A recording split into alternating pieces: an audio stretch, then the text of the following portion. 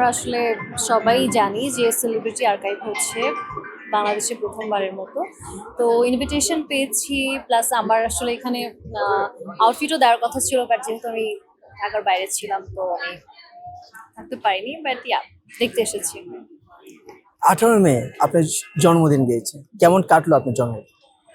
ভালো। এবারের জন্মদিনটা আমি একটু ডিফারেন্ট ভাবে সেলিব্রেট করার ট্রাই করেছি। তো এবার আমি একটা এতিমখানায় ছিলাম, তাদের সাথে আমি লাঞ্চ করেছি, সেখানে 25 জন বাচ্চা ছিল।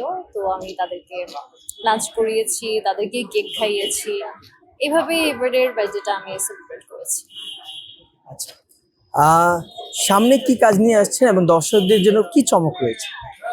ওয়েল, সামনে আমাদের ঈদ প্রজেক্ট আসছে, সহ সরি অভিযান। অভিযান, হ্যাঁ, বারবার সহযাত্রী বলি, এটা আমাদের আরো আগের প্রজেক্ট ছিল। অভিযানের শুট আমরা জাস্ট শেষ করলাম, এরপরে দেনাপানো ঈদ স্পেশাল আসছে, তারপরে কমন সেন্স আসছে, আরো 2-3টা প্রজেক্ট আসছে, যার মধ্যে কিছু শুটিং আসলে ঈদের আগের দিন পর্যন্ত হবে। এই তো। ঈদের শপিং এবং ঈদটা কিভাবে কাটাতে চাচ্ছেন?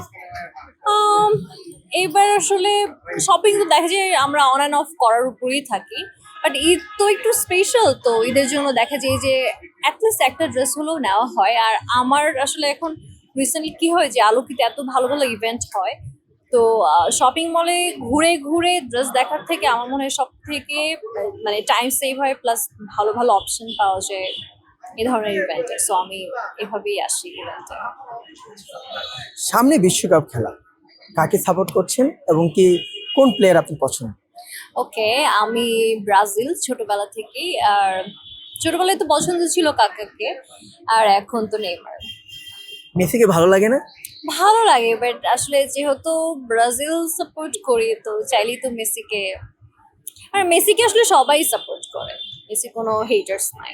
মানে আপু, আপনাদের মতো সুন্দর যারা নারীরা রয়েছে বেশিরভাগই দেখলাম মেসি সাপোর্ট করে বা আর্জেন্টিনা সাপোর্ট করে, আপনি কেন ভিন্নতা? কারণ আমি সুন্দর না, তাই। আচ্ছা, তো অনেকে আপনাদেরকে অনেক রকম ক্রিটিসাইজ করে যে 7 আপ, এই ব্যাপারটা আপনি কি বলবেন? আমরা এই ব্যাপারে আসলে সময়ে কথা বলবো। জীবনে তো প্রথম আসলে কিছু অ্যাচিভ করেছে, তো সময়ে কথা বলবো। আমরা তো অনেকবার পেয়েছি, তো দেখা যাক এবার কি হয়। এবার আমরা চাই যে আর্জেন্টিনা ভার্সেস ব্রাজিলের একটা ফাইনাল ম্যাচ হোক, তখন কথা হবে। আচ্ছা আচ্ছা, এবার ফ্যামিলিকে, ঈদে ফ্যামিলিকে কিভাবে টাইম দিবেন এবং কি কি প্ল্যানিং আছে, টোটাল প্ল্যানিং?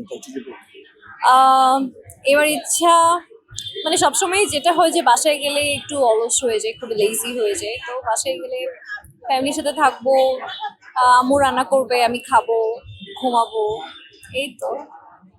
কোনো কাজ বা কোনো ইভেন্ট? না, ঈদে মুভি দেখা হবে?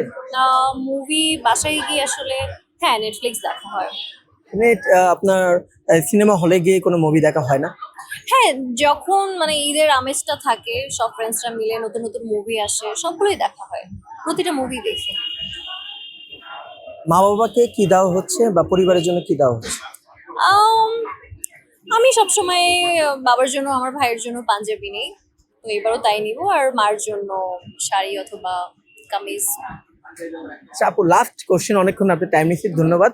লাস্ট কোশ্চেন যেটা, কোরবানি ঈদ, গরু হাম্বা হাম্বা করে এবং কি অনেকে গরুকে ভয় পায়, আপনি কেমন পান এবং কি এই গরুটা যদি আপনার সামনে আসে তখন আপনি কিভাবে জিনিসটা দেখেন, আর এভাবে কি কোরবানি না হাটে যাওয়া হয় কি?